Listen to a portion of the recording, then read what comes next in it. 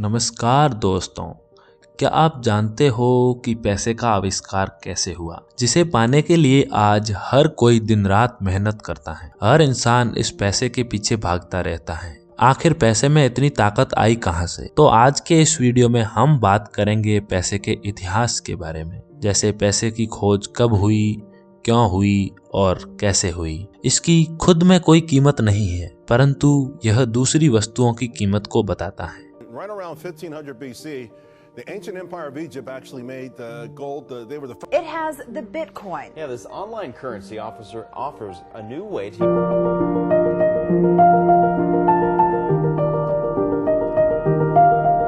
बात है 6000 BC से पहले की, जब इंसान कबीलों में रहा करता था।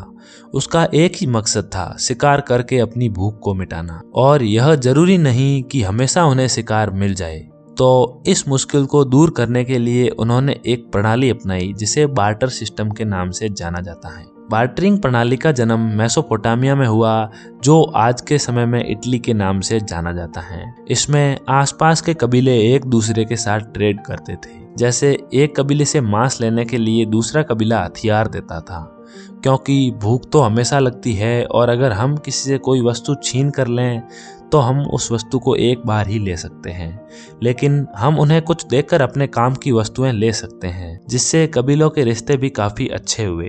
तब जन्म हुआ ट्रेड का।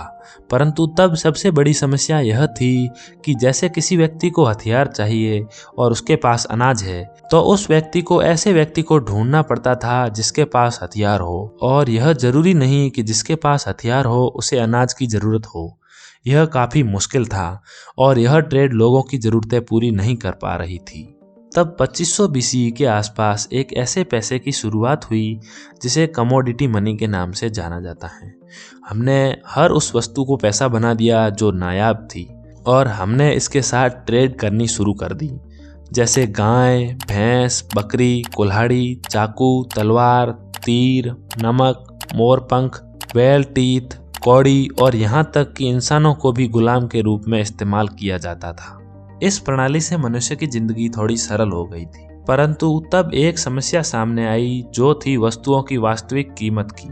जैसे किसी व्यक्ति को अपने परिवार के पहनने के लिए कपड़े चाहिए और उसके पास एक गाय है, तो उसे अपने कपड़े लेने के लिए वह गाय देनी पड़ती थी। तब हमें एक ऐसे मूल्य की तलाश थी जो वस्तुओं की कीमत को तय करता हो और जल्द खराब ना हो, क्योंकि पशु आदि ज्यादा समय तक अपनी सही हालत में नहीं रह सकते। तभी 600 BC के आसपास एंशिएंट ग्रीस में पहली बार मेटेलिक मनी की शुरुआत हुई। उन्होंने सोने और चांदी के सिक्के बनाए जिन पर शेर और बैल चित्रित थे। दुनिया का पहला सिक्का था द लेडियन स्टेटर। तभी चीन ने तांबे और पीतल के सिक्के बनाने की शुरुआत की और हर साम्राज्य के राजाओं ने अपने नामों के सिक्के बनाने शुरू कर दिए। उस समय हर कोई सिक्कों का उपयोग करने लगा और ट्रेड आसान हो गई। 500 BC के आसपास सभी ट्रेड सिक्कों में होने लग गई। तब एक बड़ी समस्या सामने आई, जो यह थी कि जितने ज्यादा सिक्के उतना ज्यादा भार। ज्यादा भार होने के कारण उनका ट्रांसपोर्ट काफी मुश्किल हो गया था और ट्रांसपोर्ट में समय भी काफी लगता था, जिससे इनके चोरी होने का डर भी रहता था और ज्यादा सिक्के गिनना भी आसान नहीं था। इसके समाधान के लिए सन 1300 के आसपास पेपर मनी चलन में आई। सबसे पहले पेपर मनी का उपयोग चंगेज खान के पोते कुबली खान ने किया। यह महंगी वस्तुओं जैसे सोना, चांदी, हीरे आदि को खरीदता था, जिसके बदले में वह सामने वाले व्यक्ति को एक कागज का टुकड़ा देता था, जिस पर वह लिख कर देता था इसकी कीमत इस सामान के बराबर है, और जब कभी भी यह कागज का टुकड़ा वापस दोगे तुम्हें तुम्हारा सामान मिल जाएगा। उसके बाद पेपर मनी के रूप में IOU आया, जिसका मतलब था आई ओव यू, यानी मैं तुम्हारा कर्जदार हूँ। तब पहली बार बैंक की शुरुआत हुई। बैंक लोगों से सोना लेता था और उसके बदले में IOUs देता था। लोग अपने सोने के चोरी होने के डर से बैंक पर विश्वास करके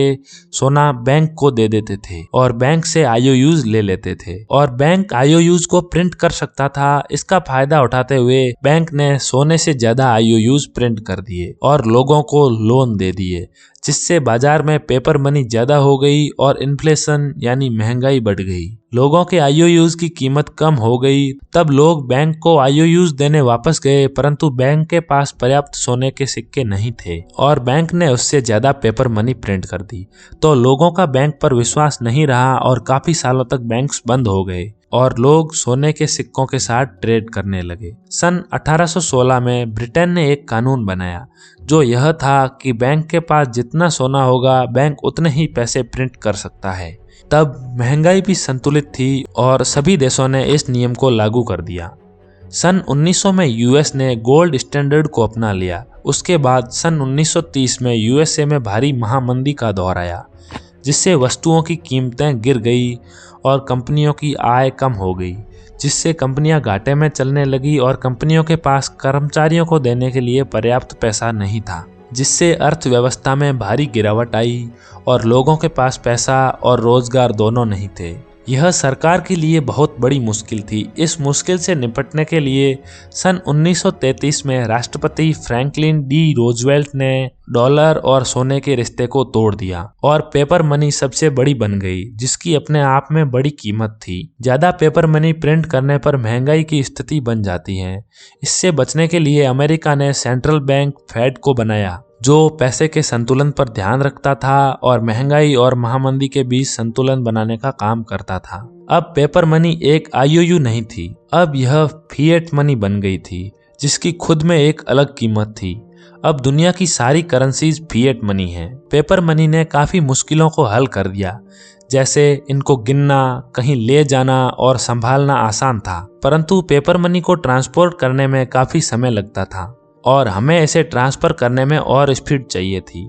तभी सन 1980 में डिजिटल मनी का प्रारंभ हुआ, जिससे बड़े से बड़ा ट्रांजैक्शन कुछ ही सेकंड्स में हो जाता है और अब बैंकों को ज़्यादा नोट प्रिंट करने की ज़रूरत नहीं थी और अब ना ही चोरी होने का डर था और ना ही गिरने की समस्या।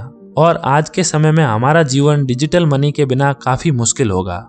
अब हम इसकी मदद से एक क्लिक में घर बैठे कोई भी वस्तु मंगवा सकते हैं, लेकिन इसकी सबसे बड़ी समस्या है हैकिंग, जो मुश्किल तो है परंतु असंभव नहीं। और इसके बाद 2009 में सामने आई क्रिप्टो करेंसी बिटकॉइन, जिसको हैक करना नामुमकिन के समान है। इस पर किसी सरकार का अधिकार नहीं है।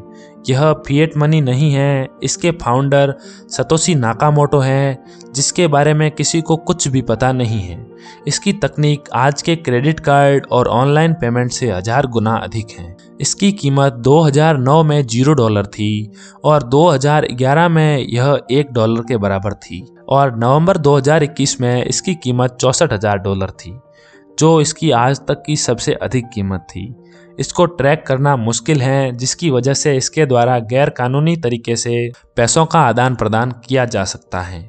तो हमने आज के इस वीडियो में पैसे की शुरुआत से लेकर आज तक के सफर के बारे में बात की। पैसे ने मानव को एक शिकारी से इतना विकसित कर दिया कि आज वह गगनचुंबी इमारतों में रहता है। कुछ हजारों सालों में हम सोने चांदी के सिक्कों से ऐसे पैसे पर आ गए जो दिखाई तक नहीं देता है। यदि आपको यह वीडियो अच्छा लगा और आपको इतिहास के तथ्यों, माइंड थॉट्स, इंटरेस्टिंग इंडिविजुअल्स और कंस्ट्रक्शन पर इसी तरह पूरी व्याख्या के साथ वीडियो देखने पसंद है तो थॉटी माइंड को सब्सक्राइब करें।